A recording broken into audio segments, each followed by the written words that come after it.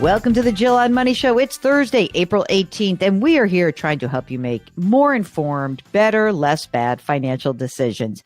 If there's something going on in your life, it could be big or it could be small. It could be one of those questions like, are we on the right track? Which, we get all the time. We always have a way of squeezing out some interesting factoids about you that make the conversation fascinating to us, to me and Mark, and I think to the rest of the listeners. So we love it when you join us live. So just go to JillOnMoney.com, click the Contact Us button, and then complete the form. Of course, check the box if you want to come on the air live. While you're on the website, hey, guess what? My book is still available for sale. It's called The Great Money Reset. It's out in paperback. And we would be so delighted if you would purchase that book because you know what? I have to make sure that I can continue to help the economy by doing my fair share of spending. Today, we are talking to listener Beverly, who's on the line from Washington State. Hello, Beverly. How are you? I'm doing great. How are you? Fantastic. Tell us what we can do for you. Well, my husband and I are getting ready to retire, and this is all new to us. I feel like we're just totally confused and don't know what to do. We didn't have leadership when we were growing up. Our parents didn't invest in 401ks or any of that. So we've kind of muddled through our lives doing the best we could do. I bet it's better than you think. I don't know why. I just have this sense. I really do. I don't know. I've not even read your email. I know you sent us an email, but often I don't even read them before we get on the air. So Beverly, how old are you? I will be 67 in July, and my husband will be 69 in September. And you're both still working full time? We're both still working. His end of date, last day of work will be June the 30th, and I'm going to try and stick it out through the end of the year. But if anyone's mean to you, you're a risk to go before then. Oh, you betcha. How much do you guys earn right now? I think his was at 119, and I was just a little over 100. I was at that's all right. So we could say 220 together. Yeah. Okay, great. And was that good enough income for you to live the lives you want to live? Yes. Okay. Let's talk about the savings that you guys have done. So on that 220,000, I presume you both have retirement accounts. Tell us about those first. We both have 401ks. Mm-hmm. How much is in there? Mine is 453,000. His is 794,000. Great. Fantastic. And those are all pre-tax dollars?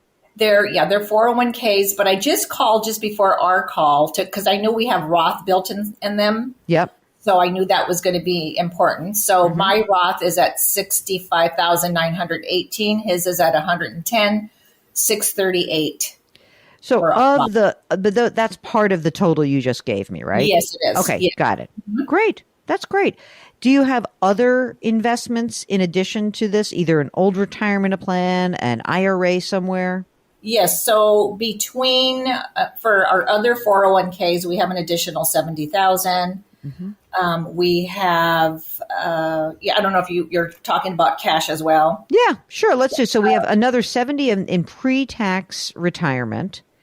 Cash. And then, wait, before we do cash, what about brokerage? Do you have a brokerage account? No, I don't think so. Okay. And cash. Let's talk about the cash. 170,000. Great. You guys are in great shape. Would either of you be entitled to a pension? Yes, my husband has a pension. Tell me about it. See how excited I get? This is how you really turn me on, gang, when you tell me pension. As soon as you say that, I get, tell me about it. Oh, I know, because you don't hear of that word anymore. Mm-hmm. So he has a pension, and that's the other question that I wanted to ask is we're kind of like on the fence. What do we do? Does he get the whole 100% or do we use me as the spousal, benefit? So yes, he has a pension, and if he gets the full amount, he would be getting $5,158 a month. Okay. If we chose the joint, yes. What does that look like? If we did the joint at 100%, he'd be getting $4,085. At 50%, it would be $4,560. At 66.67%, it would be $4,390. I was leaning towards if we did that at the 50%, which would be $4,560. Okay. I'm just going to look at that. How's your health? How's his health? It's great. Great. Thank you. Knock some wood somewhere, will you? Tell me about the house that you own, or do you own, I should say. I assumed you owned, but maybe you don't. Tell me about your house. So we have our home that we currently live in full time. And what do you want to know? Probably How much is it worth, your primary residence? It is worth about 920-ish. Is there a mortgage that remains? We owe like about 113 on it. And I know you don't like to hear this, but I was thinking of maybe paying it off. But no, you're not. No, you're not. No, you're not. What's your interest rate? It's like 3.2 or something. No, you're not paying that off. Okay. Any other real estate? Yes, we have 3 other houses. What? You only need one to live in. Okay, wait. 3 other rental properties. I'm writing this down. All of these you guys own, or do you own them with any partners? No, they're all ours. Okay. Let's do this in a methodical way. Rental property number 1, how much is it worth? About 400. Is there a mortgage on it? Yes, that one has a small mortgage, 117. And what is the rate? 4.25. Okay. What's the second house worth? So the second house is 505.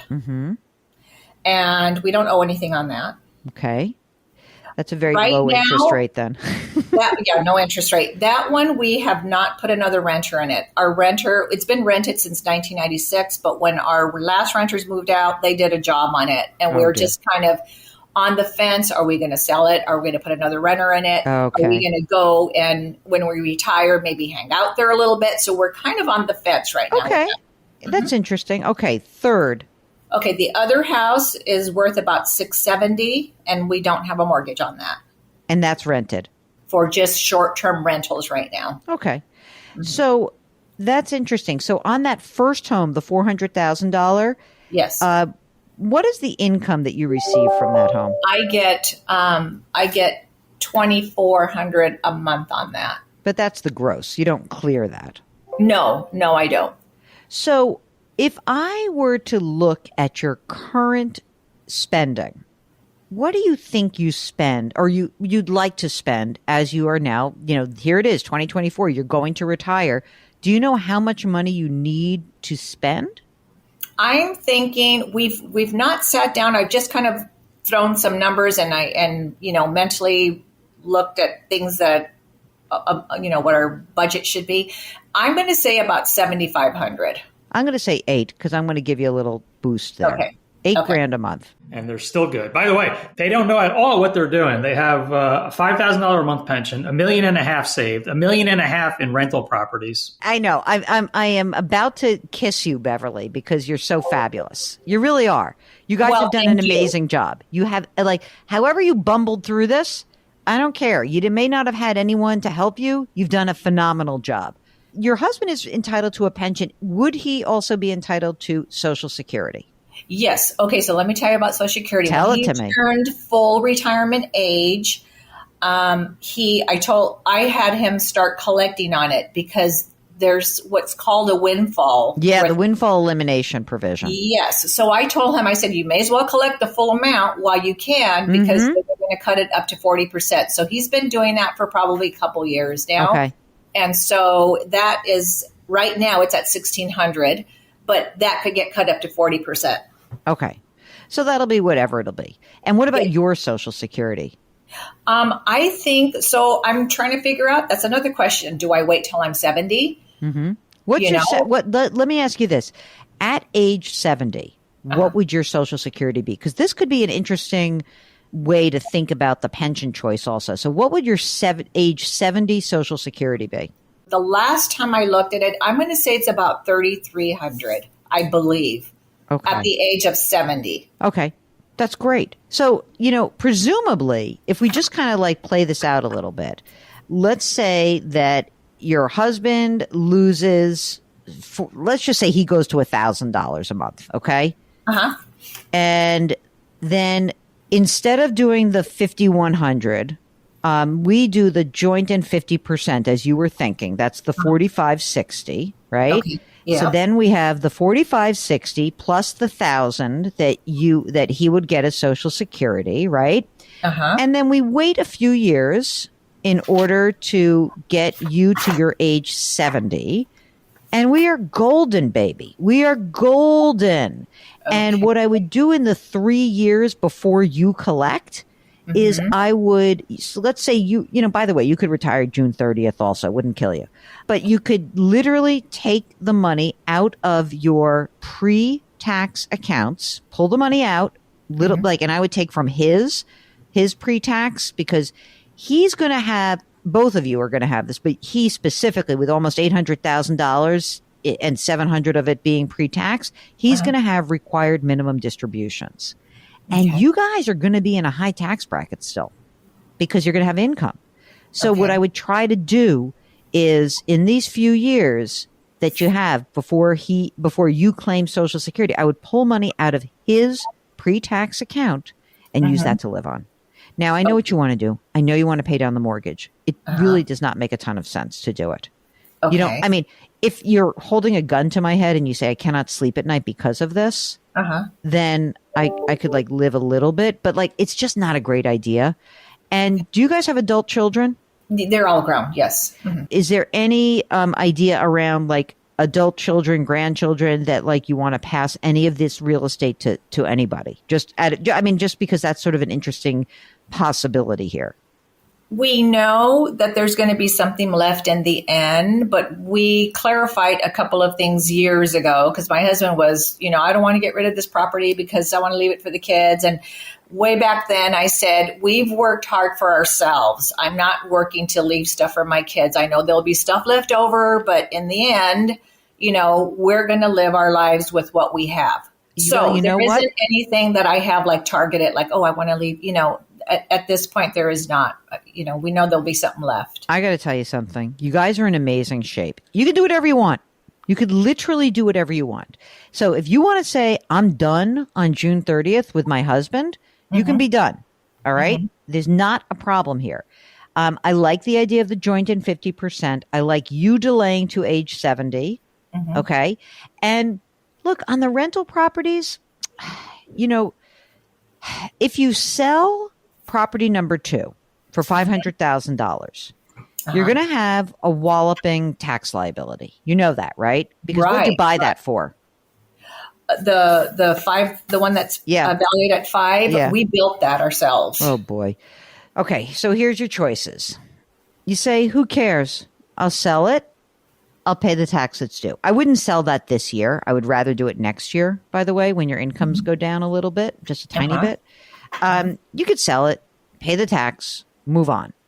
If you say that you're going to keep property number 3, the 670, and then what you could potentially do is, if you wanted to sell your primary residence and then make the second home your primary residence for 2 of the next 5 years after that, you could potentially have a nice tax savings there. But again, honestly, Beverly, it doesn't matter. So if you paid some taxes and you weren't exactly tax efficient because you want flexibility and you like your second home and you like your primary residence, then you can afford to do this. Given that they're in such good shape, any objection to taking the full survivor benefit? It's only $500 a month, I think. Well, I was thinking about that. The differential of that $500 a month, the only reason why you would not do it is you think for some reason that your health wasn't quite as good as you think, really. But you said you're in good health. And I mean, you could, here's the difference. You have security knowing that you will have this income for the rest of your life. And what you give up isn't so big. It really is not. So if you want it to be, look, it doesn't really matter because you have so much money and all this equity. So I don't think it does make a big difference. But if you said, well, it may not be financially the smartest move, because it probably isn't, because probably the 50% is a better deal for you long term, because for that haircut that you take, You don't need it because you have the security. But if you just wanted it, you can just take it and say, so what? So it's $4,000 a month plus his 1,000 plus my 3,300. Our lives are set. We could like rock and roll. And if at any time we feel a little bit like, oh, we want to spend more money, or we have 17 grandchildren, now we want to start gifting, you can sell one of these houses. You can gift money. But as you said, look, you're young now. I hope you have 20, 30 more years where you're just going to have fun. And if that's the case, you can spend some more money, you can gift some, but none of these decisions particularly is going to impact your life.